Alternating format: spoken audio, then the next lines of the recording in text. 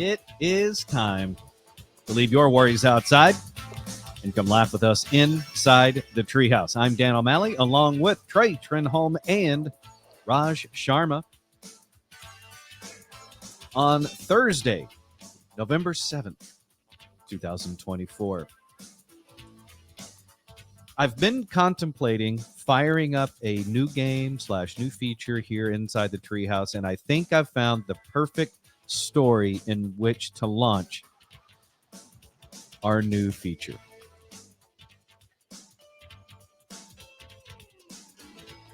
Don't leave us hanging. No, definitely not.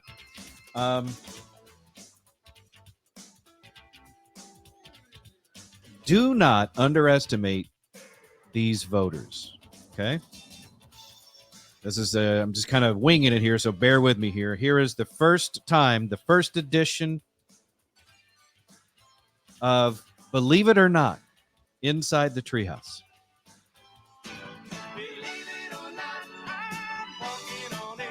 I am going to give you guys a news story or a survey, some type of piece of information, and you have to decide if you believe it or not.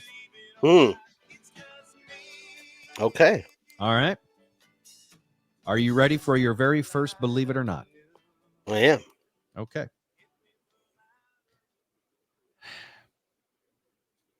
The Amish. Mhm.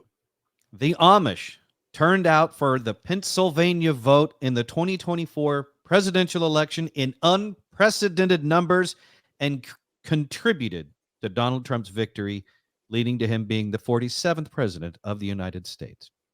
Mhm. The Amish turned out in unprecedented numbers in the state of Pennsylvania to help Donald Trump secure not only the state's electoral votes, but also the nomination for president of the United States. Mhm. Believe it or not. Let's go with Raj. Let's start with you, sir. You believe it or 100%. not? 100%. Okay. Believe it. 100% believe it. Trey? No, I don't believe it. Clearly, I haven't thought this all the way through because one of you is right and one of you is wrong. So let's start with this. Trey, I am, unfortunately, I have to share with you. Wait, that didn't work. Hang on. It's not working. My thing didn't work. Oh, that worked. That works. That does not work for some reason. All right, hang on. I've got a backup. Not that it really matters that much, but I'm going to do it anyway for the sake of, consistency. Sorry, Trey. Okay. It's a little rusty, but it's the first time. We're going to get there eventually. That would actually make you, Raj, Yeah. correct. The Amish did, in fact, turn out in unprecedented numbers in their horse and buggies to the voting polls in the state of Pennsylvania to help Donald Trump secure the 47th presidency of the United States. Yes. I told you, you can't, you know what? We don't get political inside the treehouse very often, but by God, if when big government comes for your unpasteurized raw milk, then by God, the Amish are going to revolt in huge No, numbers. I I'm was not making that up. That's the reason. yes. It's I was raw milk. I was watching CNN and they had the Trump surrogate for Pennsylvania, and I tried not to laugh out loud when he, with a straight face, was like, "Yeah, they're going for like Philadelphia, they're going for Pittsburgh, the Harris campaign, they're going for those guys. We are actively targeting the Amish," and I busted out laughing, and I was like, "Well, they don't use electronics." And so they promised them paper ballots and that they could bring that they would have ample parking for their horse and carriages. And based on that promise, they pulled up in record numbers. And if you want anybody voting for you, it's the people that don't use contraception of any kind and have all 19 kids voting for the same guy. in each family, that's who you want. It really So, is. I mean, yeah. if you think about it, look, we could dig in deep into presidential politics and what happens if you ignore a certain segment of the population. But I don't think we need to do a huge deep dive on this one because it's pretty obvious. Mhm. If you court them, they may vote for you. But it especially helps if the previous administration comes for their raw milk. Yes. Republicans saw a boost in Pennsylvania from a demographic rarely seen at the polls, the Amish. The state's famed Pennsylvania Dutch registered to vote in unprecedented numbers in response to a January federal raid on a local raw milk farm in Bird in Hand, Pennsylvania. The Pennsylvania Department of Agriculture stormed Amos Miller's farm on January 4th after reports of illnesses in children linked to raw dairy products purchased there. The Amish community saw the move as an overzealous reach by the government and was planning to vote for GOP presidential candidate Donald Trump, whose party favors less government intervention. According to a source of the local Amish voters, that was the impetus for them to say, we need to participate. This is about neighbors helping neighbors. The Amish rallied around Farmer Miller, who cited his religious beliefs as a reason for not adhering to FDA guidelines. Actual numbers of Amish voters were unclear, though horse and buggy rigs were seen at polling locations and photographs from the region. So I think there's a lesson to be learned here in politics, which is no stone left unturned. No butter left unturned. You want to turn out the vote, or do you want to churn out the vote? I can't tell if that's funny or terrible, but I'm just gonna go with it. You're in the Treehouse. Visit us online at treehouseonair.com. I can see it on the button now. Churn out the vote.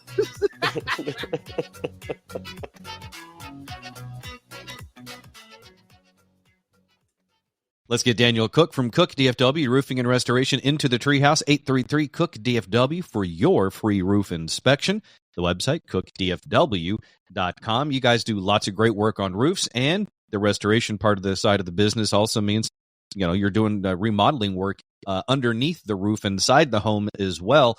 And you were telling me just recently that you, Daniel, and Cook DFW Roofing and Restoration offer lifetime warranties on all your work.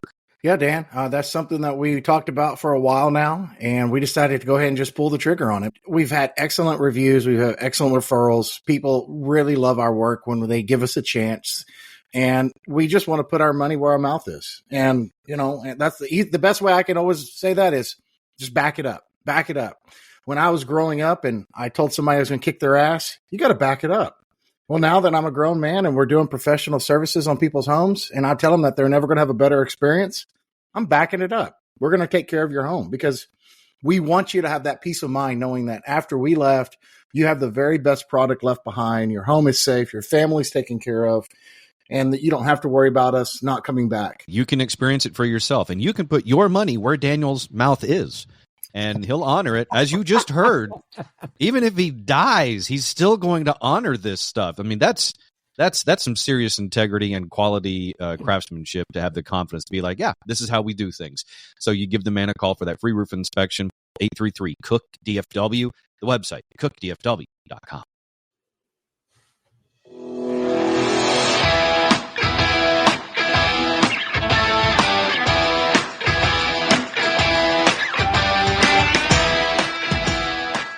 You're in the Treehouse. Visit us online at treehouseonair.com. That first segment of the Treehouse is brought to you by Fair Lease. To save time and money on your next new vehicle, go to fairlease.org. Shop their inventory. Contact a special leasing consultant to help you get into that next new vehicle. Save time and money when you lease the no-hassle way from Fair Lease. Go to fairlease.org. That is fairlease.org.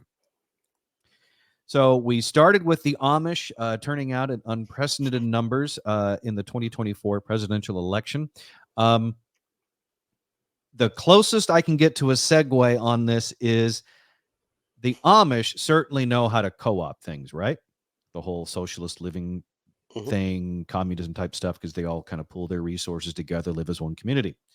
Well, there's across the pond, as they say, there was an Englishman who tried doing something similar with drugs. Hey. So look, entrepreneurship is very hard, right? Starting and running your own business is time consuming, it's life consuming, it's life altering. And if you want it to be successful, you've got to go the extra mile. Well, sometimes you just don't have a good business. Maybe you don't have a good plan, or maybe you just suck as an entrepreneur in that particular industry. So what do? You pivot. Well, that's what this man did across the pond. John Pritchard turned to brokering wholesale drug deals as his financial woes mounted during COVID. He took extreme measures because his business began to fail, and, well, you got to do what you got to do to make ends meet, right? Yeah. So what he did was he found himself in a chat room on a platform called IncroChat, and he used the handle Lofty Cliff in order to trade in kilogram quantities of cocaine and cannabis. Plots to smuggle shipments into the UK from Holland were also muted, as he and his close allies formed a cooperative drug supply chain. Isn't that just called a cartel? I think that's... In the States, it would be sort of a cartel. Okay. But here in the UK, I guess they thought it fell short of cartel since it was just limited to chat rooms. They thought, no, it just sounds more like a co-op. Because I feel like a cartel, you have to reach a certain number of members, right? Yeah, I don't know what that. I don't know what membership is, but well, there was, like the Sinaloa cartel, which was kind of a conglomerate of different families versus, some that just have one. Yeah. Gotcha. Okay. So, well, what you're describing, Trey, is just a corporation. So I guess those are your three levels. Your base level when you're working with a group is co-op, so it's cooperative. Then if you rise to a certain level, then you're a cartel. But then if you rise above cartel, then you're just a corporation. Yeah. Coke Inc. I like it. It exists, Raj. Oh. But that's what happened in Liverpool Crown Court last week. Messages revealed when the network was infiltrated by French police during 2020. It showed Pritchard's involvement in arranging the supply of 1.5 kilograms of cocaine and at least 15 kilos of cannabis. Again, keep in mind his handle that he used is Lofty Cliff. It's a Brit infiltrated by the French. I mean, this with Lofty Cliff, this sounds like a Monty Python sketch. But wait, there's more. The 46-year-old Pritchard, again, who went by the name Lofty Cliff, was also said to have agreed to source a further 5 kilos of Class A drugs, although it was unclear from his communications whether this transaction was with Red Leader. Another handle was in fact completed. So if you're following on the chat room handle, so far we have Lofty Cliff and Red Leader. Right? All right. Jamie Baxter, who is fan, very much a Star Wars fan. Jamie Baxter, the prosecutor, described Lofty Cliff as effectively running around for the supply of illicit substances with contacts known only in the chat rooms as Ginger Jaw, Destructive Taylor, and Motocross. Yeah. All said to be equal partners in the operation. However, their conversations also revealed issues with the quality of the weed that they were supplying, with one customer complaining that a sample of their drugs was not California strain and instead appeared to be Spanish-grown haze worth a fraction of the price. Yeah. I mean, quality control is not a position they filled, I'm guessing. No. Although a chat with Snowy Orchid revealed a transaction for 1 kilogram taking place during a COVID lockdown. Pritchard, again known as Lofty Cliff, was also said to have discussed the importation of cocaine from the Netherlands with his fellow co-conspirators. Please tell me Snowy Orchid was buying coke, because I think you have to. yeah, that's with that name. You have to be buying coke. They didn't know what the other Class A drugs were, but China White 69.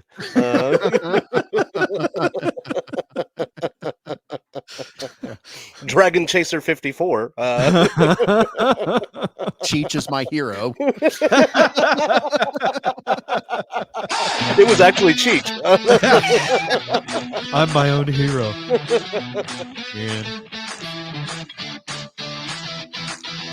You're listening to The Treehouse. Visit us online at treehouseonair.com.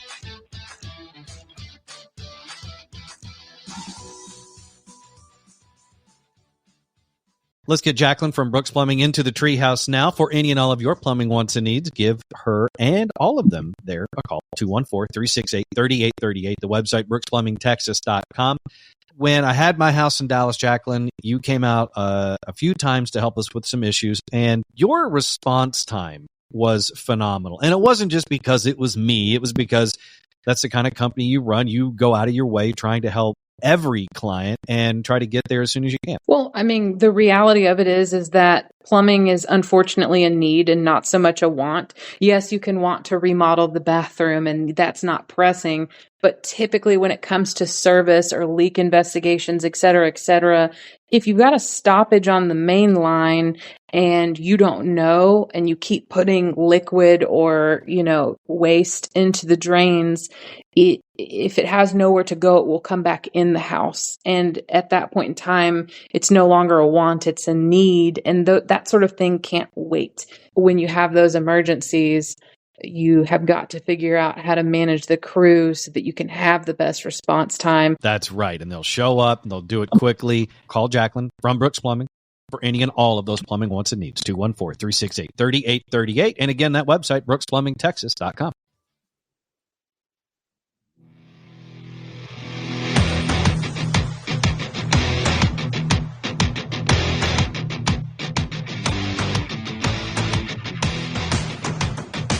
You're listening to The Treehouse. Visit us online at treehouseonair.com. Look, all I'm saying is if you're going to be a drug dealer, maybe don't make your internet handle so obvious, like Snowy Orchid that we learned that they were using that one chat room in the UK. Don't let your username be drug user 69.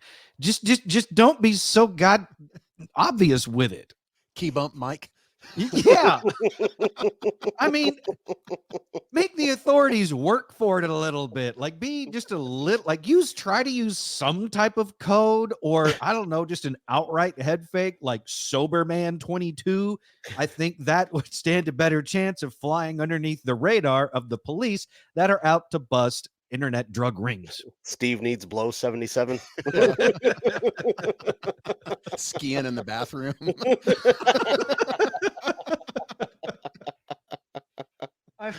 I mean, just make it look. One of the things we've learned from our dear friend Captain Mark Howard, Dallas County Sheriff's Office, retired, is that criminals are pretty stupid. Now, this part here that I'm about to say is my own opinion, not his. Hollywood has completely warped our brains. That's actually a good statement in general. But more specifically to this topic, Hollywood has warped our brains so much that we give criminals more credit than they deserve. And this is a great example of that. You have people trying to work a drug co-op online using handles like Lofty Cliff, which is your high, Snowy Orchid, which is obviously it's like you might as well be Bolivian marching powder dude. I mean, this is just stupid, which is why we appreciate it. But still, the fact that you're using a chat room, just in and of itself, pretty stupid. Yeah. Yeah. Like But it I've is the seen this. British. Yeah, it is British. I mean, I've seen this in some television shows and films where terrorists or bad guys, whatever they are, will use chat rooms inside of video games. And I think that was real at some point. I think that's taken from real life, but that was probably from 20 years ago. That's how we're now seeing it in films. But there was a show I was watching about SEAL Team 6 back in the day that was on History Channel. And if I'm remembering this correctly, they used a video game to talk to each other. So it's like if you were playing, obviously, Black Ops 6 would be a little too obvious. But like, let's say you're doing Pokemon Go. You could be doing Pokemon Go with friends, and in the chat room inside the video game, you could have your nefarious chats and plans and things. Yeah, I mean, you said Black Ops. Like, I was just like, they were using a video game called Black Tar 7. Like, Although now that I think about it, I am a big proponent of sometimes the best place to hide is out in the open. So if you were going to arrange a real life drug deal, maybe a good spot to do it would be in the middle of Grand Theft Auto.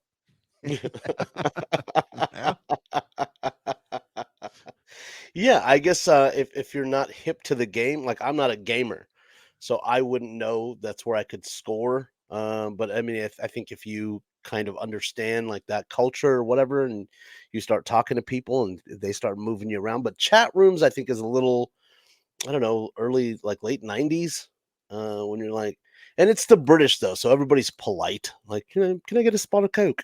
Like. Yeah, I feel like when you start dealing in kilos, you need to go offline. We should have a different segment called Advice from Trey. I'm all for that, by the way. I'm all for a segment called Advice from Trey. Just you just can't let it be. Well, actually, maybe you can allow it to be romantic advice as well, because while that's Trey snickering, by the way, it's not anybody else. I think Advice from Trey would work. Not only as a segment, but also just in general. I think his advice would probably be heeded by most.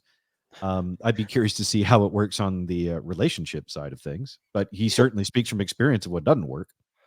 I just like, yeah, those who can't do, teach.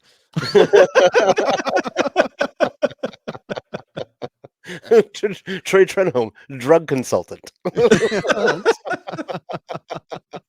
It's like just the music, like Delilah, just the music in the back, like Advice from Trey. When dealing in pounds of weed, turn the chat room off. Yeah. No, he does bring up an excellent point, which is the only way that us Americans understand the metric system is when it relates to drugs. Yeah, that's when you have to go back and watch the Nate Bargatze, George Washington, yes, Saturday Night Live, when he explains the metrics. I love the American philosophy of the metric system, because they try to introduce it, and I think Trey might remember this, when we were kids. Yeah, like Carter. in the early 80s. No, it was late 70s. It was Jimmy Carter was. Oh yeah, he failed. Yeah, well, they said to change all the books to get all the metric system in all of the books needed, that it would cost over $1 billion, and the U.S. went, "Nah, we're good." Books and also all the highway signs. Oh yeah, was a big deal. I mean, obviously, should have done it. Yeah, but the U.S. was like, "How much? $1 billion to educate the children to be able to travel globally?" Absolutely not. That wasn't the issue, though. It wasn't spending $1 billion to educate the kids and teach them. Where it failed is having to grandfather in our grandparents to where they would have to learn the new system. That's where it failed. What they should have done was just put the signs up with both sets of numbers. So that way the people that learned the American system wouldn't have to change, because God knows we don't like change. People in general do not like change. I'll tell you right now, they could put that whole thing up for a vote today. Same thing. Let's shift to the metric system, because if we take a step back and take our emotions out of it, it just makes sense that we should do it, right? But I don't want to. I am 45 years old. I am in no mood to learn anything new. My brain is full. The only way I'm inserting new information into my brain is if it makes me money or makes me happy. Or if it's random information that I have no choice over the matter, that it stays in my brain, that's sports or movie related. Outside of those things, I'm not changing. Okay, now I know how we get to for you to stop watching really bad movies is we just title them with the metric system. So, like if it's like a really crappy horror movie, we'll just call it like 42 grams, and you're like, I'm out. I can't. I'm out. I'm not. I don't want to watch it. I have no interest. 127 hours. I'll watch that. 38 kilometers. Out. Yeah. You. I'll never see it.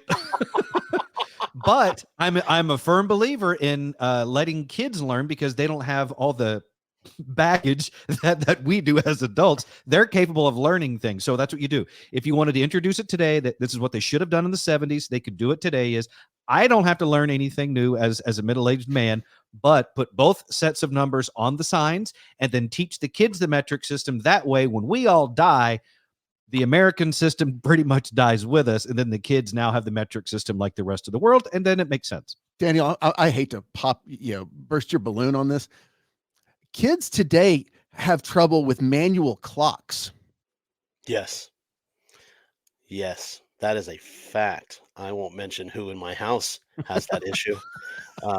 Considering there's 3 people in your house, one is you. One is your girlfriend. She doesn't have a problem with it. And then the other is a teenage girl. And I was like, "Hey, what time is it?" And we were going to the hospital, and we had to sign in. And she looked up and then looked at her phone, and I was like, "You don't know how to read a clock." And you know why, Raj? Because that's not skibbity. if you know how to read an analog clock, you have no riz. By the way, I have absolutely no idea what I just said. I think you ordered drugs from Lofty Cliff. I think that's what just happened.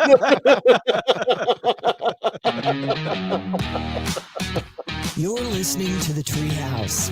Visit us online at treehouseonair.com.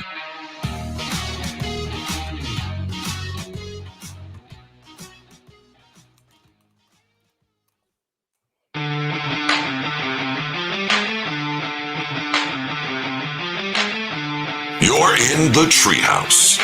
Visit us online at treehouseonair.com.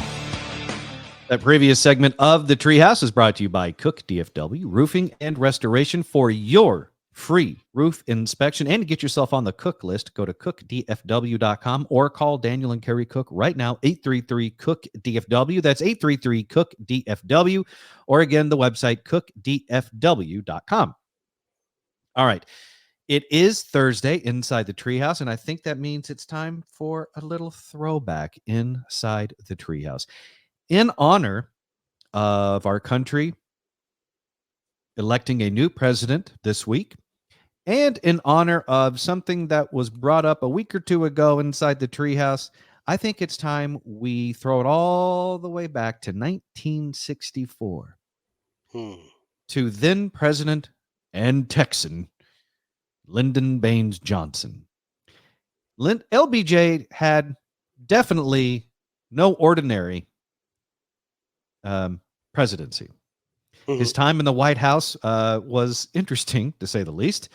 And I think it's fair to say that he left his mark, including on the pants industry, because not everyone realizes this, but every communication in the White House is supposed to be recorded, especially when it involves the president, for historical record keeping. Right, Trey?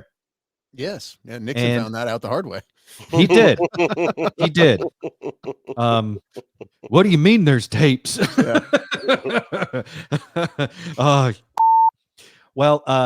I kind of assume LBJ didn't know about the tapes either, because there was one day in the Oval Office where he issued national security briefings and alien stuff to call a man named John Hager because he needed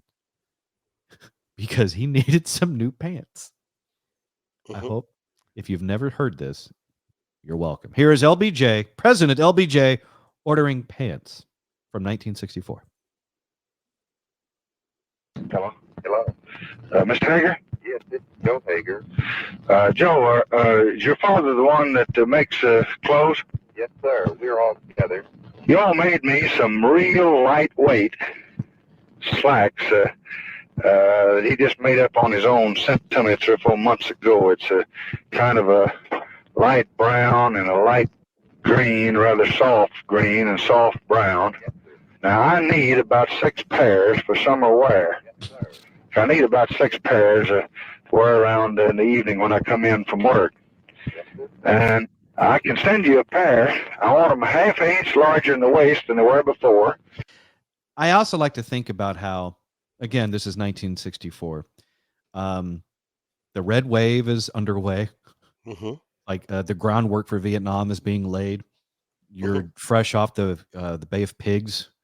You know, the commies are doing stuff all around the globe, including, you know, doing stuff in Cuba. Your buddy just got shot. Well, he's over that apparently. This is almost a year later after the Kennedy assassination, but that means it's time for some new pants. And today's White House, the president is not ordering his own pants. Someone does that for him or her if we ever elect one. I don't think any recent president I can recall or that I've heard of has been calling up, you know, Louis Vuitton saying, I need some new socks. Yeah, I think this is the reason this phone call is the reason why they no longer allow the president to make phone calls for his own pants. Well, let's hear why.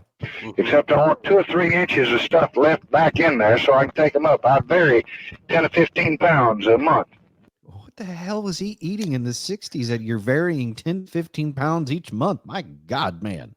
I know it's a very stressful job, but it's one of those, like, if you're in there and gaining weight, like, I don't know how that works. Man, I'm loving it. This is great. I got a kitchen staff 24/7. This is phenomenal. You really do. You got a chef and everything. Yeah. So leave me at least 2.5, 3 inches in the back where I can let them out or take them up, and make these a ½ inch bigger in the waist. Make the pockets at least 1 inch longer. My money and my knife and everything fall out. Wait just a minute. Hello. Now, another thing, the crotch down where your nuts hang is always. Now we're into the good stuff. This is the good stuff as far as LBJ ordering his pants. I don't think anybody ever referred to his nuts as the good stuff, ever. I think he did. The crotch down where your nuts hang is always a little too tight. So when you make them up, give me 1 inch that I can let out there, because they cut. Just imagine you're John Hager. Mm-hmm. You're a clothing man. Joe Hager. You're Joe Hager. You're minding your own business, making some pants, making clothes. And all of a sudden, someone says, hey, President Johnson's on the phone for you. You're like, oh, my God, this is amazing. And then after being on the phone with him for about 1.5 minutes, now you're hearing about how low his nuts hang and can you make plenty of room in your new custom pants that you're going to make for him. So President Johnson has room to breathe. You also have to understand he's taking notes. Like at the beginning of this, like, okay, 1 to 2 inches. Okay, he varies about 10 to 15 pounds per month, depending on, you know, the stress level that he's at. And he, you know, these have to be a light green or a soft green or soft gray, you know, light. So he can, when he comes home from work, apparently, because because these are evening pants. You know, I often find myself changing into evening pants. It was a different time back then. I mean, think back to Mr. Rogers. We all watched Mr. Rogers growing up, right? Mm-hmm. He had his suit that he had on from whatever job that he supposedly had coming into his home. And what did he do? He would leave the tie on, right? But he'd take the jacket off, put on a cardigan. He'd take off his work loafers and then put on his house loafers. I mean, you basically still wore a suit around the house. It's weird. Yeah. Please finish this call because it gets really good here. Oh yeah. Yeah. You think it's peaked with nuts, but oh no. No. It's just like riding a wire fence. These are the best that I've had anywhere in the United States. But when I gain a little weight, they cut me under there. So leave me. You never do have much margin there. But see if you can't leave me about an inch from where the zipper ends round. So he's drinking, right? We can all agree he's drinking. I don't think he's drinking. I think he's having himself he's probably eating lunch. He's probably making this call, putting in an order for pants with Joe Hager on his lunch break. I'm just saying, if you listen to it, if he before the belch, if you listen to it and go, he's kind of sauced, it makes the whole conversation makes sense. LBJ was notoriously crude. Yeah, but I'm also. I mean, that's why everyone who ever worked for him saw his penis, because I mean he never closed the door. He wanted to show it off to everyone. Oval Office, foreign leaders, whipped it out to reporters. Yeah, in retrospect, I bet Joe Hager was relieved that Johnson just called him.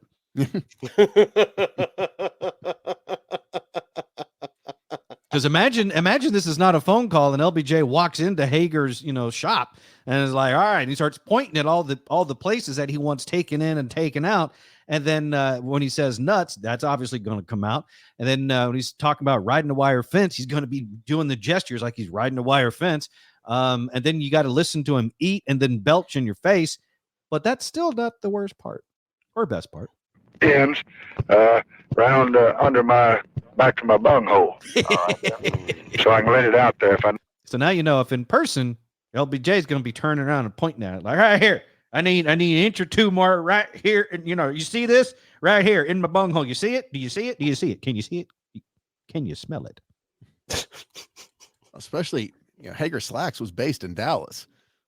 LBJ looked at him and goes, you've seen what happens to people I don't like in Dallas. Or maybe that's why LBJ called instead of showing up in person. Yeah. And can you Scotch guard these so nothing lands, anything that lands on it slides right off. Yeah. Right here along my bunghole stays clean. You want to know how my bunghole's clean? Sniff it. Come on, sniff the presidential bunghole. Back to my bunghole. All right, then. So I can let it out there if I need to. Now, be sure you got the best zippers in them. These are good that I have. And if you get... Because there's one thing you don't want, is you don't want President Johnson free roaming around the White House because of a faulty zipper. Is it the zipper's fault?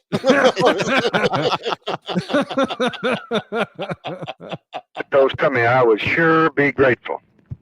Where would you like to sit, please? Actually, the other thing you think about with these, make sure you get the good zippers. I think what he means is you want to make sure the zippers are on the outside, not the inside, because when your Johnson's as big as President Johnson's was, right? Mm-hmm. At a certain point, they actually have arms of its own. So if you have the zipper accessible on the inside, then it could actually undo it itself and then go, whoop, hello. It's like an elephant trunk. Yeah. All of a sudden it's grabbing a peanut off the desk. I mean, that's national security if that thing just jumps out in the middle of a briefing, or you have another head of state in the Oval Office, and then it's just eating peanuts off the Resolute desk. You're gonna scare the Japanese ambassador. Come here, I would sure be grateful. Where would you like to sit, please? White House. I just sure will appreciate this. I need it more than anything, and I need this more than global peace. I need this more than I need an updated atomic bomb.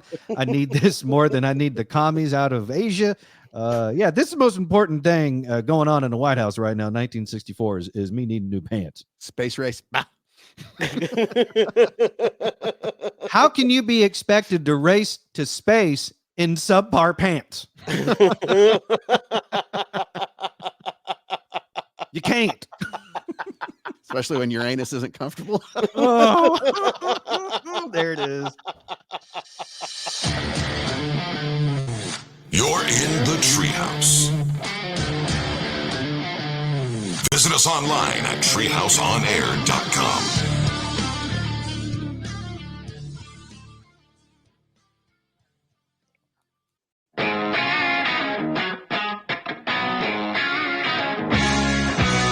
You're in the treehouse. Visit us online at treehouseonair.com. That previous segment of the Treehouse, actually quite fittingly, brought to you by Brooks Plumbing. For any and all of your plumbing wants and needs, you have some pipe issues, call Jacqueline at Brooks Plumbing. 214-368-3838. That's 214-368-3838. Or again, the website, it is brooksplumbingtexas.com.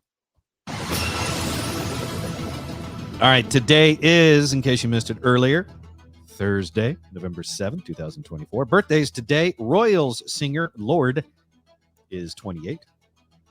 We have now reached the point in time where it's not just regular celebrity birthdays, people, from music, movies, television, whatever. Now we also get YouTube stars. Bethany Mota, a YouTube fashion expert, is 29.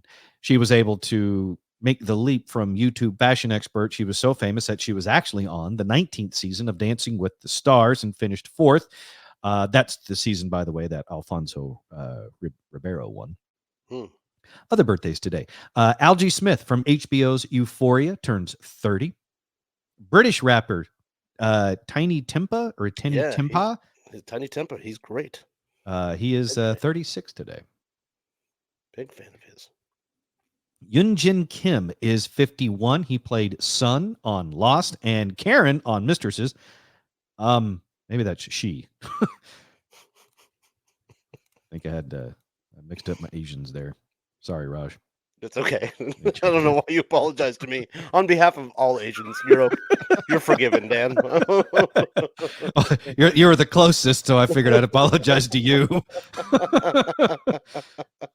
It's a lot easier than having to just find one to apologize to, and they're not going to know why. I'm like, get away from me, weird honky man. Other birthdays today. Morgan Spurlock from Super Size Me. According to this, it says he's 54, but I'm pretty sure he died earlier this year. He did. He died from arterial disease. A man that lived on McDonald's for however many days and made a documentary out of it, became famous for it. Mm-hmm. And then it killed him. Died of heart disease. Yes. You have to understand that when the camera stops, so should you. Yeah, the documentary was called Super Size Me, right? Yeah, it was a really, really good documentary as well. But he paid the price for it. True artiste. So I never actually saw it, and it was so long ago that came out. I think it was early mid 2000s. Was the premise of his documentary, because he lived on McDonald's for like a month or 30 days, 30 days? 30 days, every single meal for 30 days. And did he gain weight or lose weight? He lost weight. Okay. Just because it was so horribly bad for your body. Like you weren't actually getting nutrients and vitamins and things that you need. It was more chemicals versus actual food stuff. Yeah. Yes. Yeah. I mean, McDonald's is good every now and again. You shouldn't live on it. No. And he was doing, I think he varied the meals up per day, but it was always like quarter pounder with cheese or a Big Mac for lunch or whatever. So, but he did their breakfast every morning, and then lunch and dinner and snack was an apple pie and all that good stuff. And ironically, nowadays you actually have a few healthy options on the menu, whereas back then when he shot the documentary, I don't really think there were many healthy options on the menu. Yeah, I mean, even their salad isn't the healthiest, but I mean, it's close enough. Like the only thing that gets an A rating on the McDonald's menu is lettuce. That's the only thing. You just can't put it near anything. I mean, that's kind of the downside of lettuce anyway. It's like, because like they say that you can eat a salad, and a salad can have more calories in it than a Big Mac, depending on how much dressing you put on it, along with other toppings. And I know that from firsthand experience, because I remember as a kid going to Mazzio's, right? Going to Mazzio's, it was one of those Midwestern places that it had the pizza and then the salad bar and video games in one section of the restaurant. And it was a big Friday night in Bartlesville, Oklahoma, let me tell you. The nights that we went to Mazzio's. And that salad bar was a gold mine, because I'd get a little bit of lettuce, but that was mainly just, honestly, now that I think about it, I don't know why I bothered to get the lettuce. I didn't really ever eat it. I'm like 6, 7 years old. I'd get those crunchy breadsticks and about a gallon and a half of ranch, croutons, some cheese, some bacon.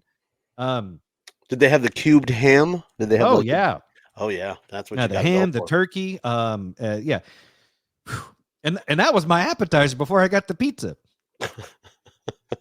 I guess what I'm getting at is that Morgan Spurlock died this year, and I may not be far behind.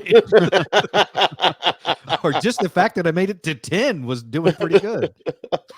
That's why you were running into playground equipment. It's because I was running on ranch.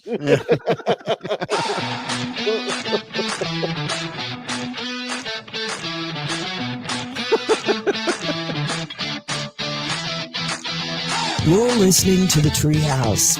Visit us online at treehouseonair.com.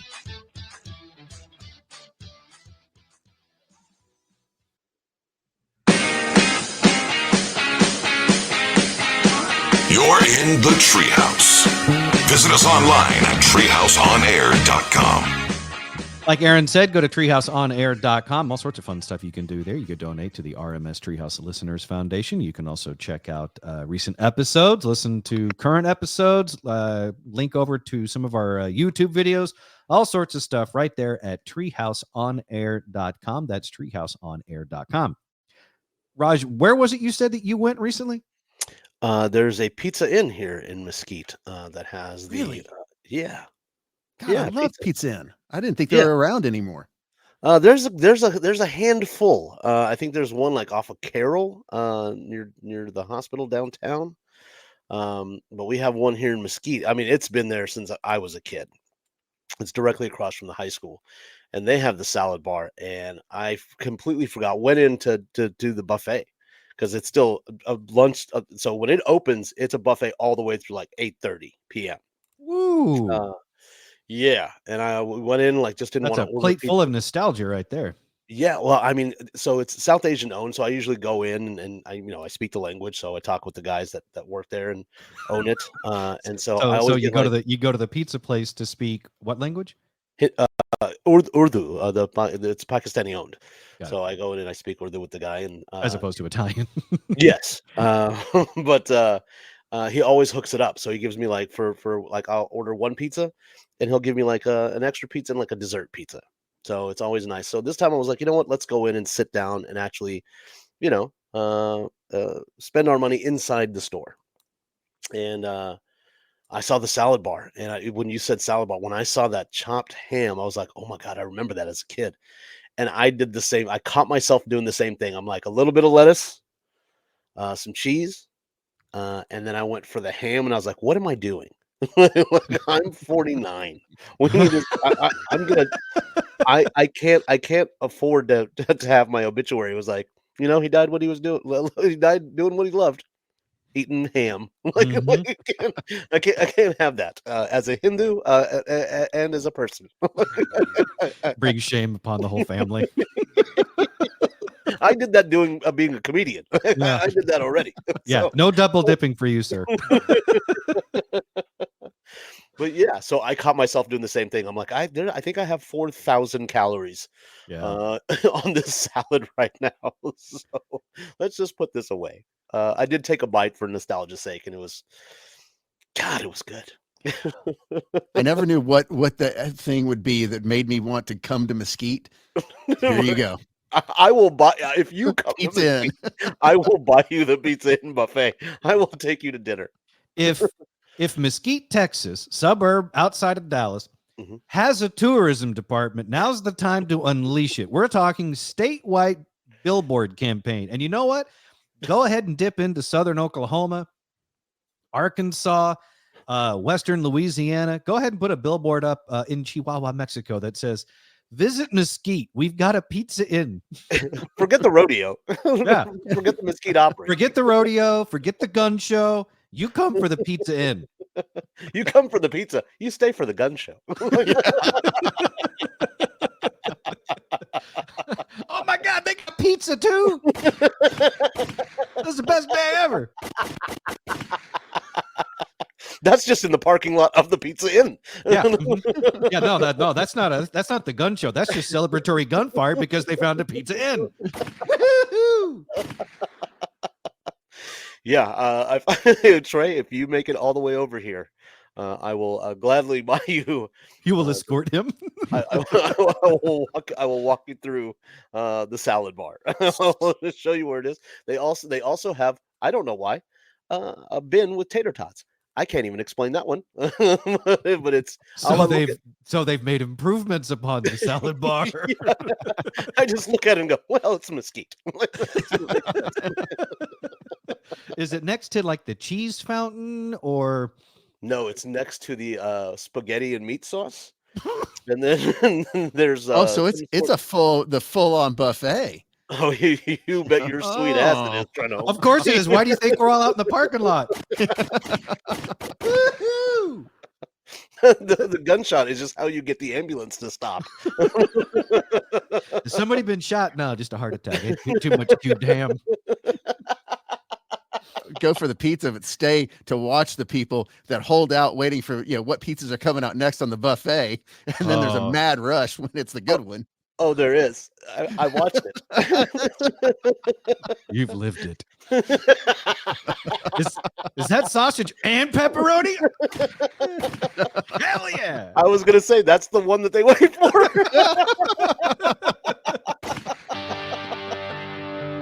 Hawaiian pizza cricket. Uh-huh. No. You get that crap out of Mesquite. No fruit on pizza here. I actually heard somebody go, I feel like I'm on a cruise. I was like, glad that this boat still floats. All right. Thanks for hanging out with us inside the treehouse. We will see you back here tomorrow.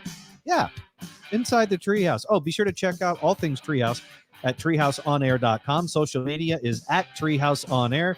For me, at the Dan O'Malley. For Trey, it's at Trey Trinholm 1. And for Raj, it's at Comedian Raj. We'll see you back here tomorrow inside the treehouse. See you.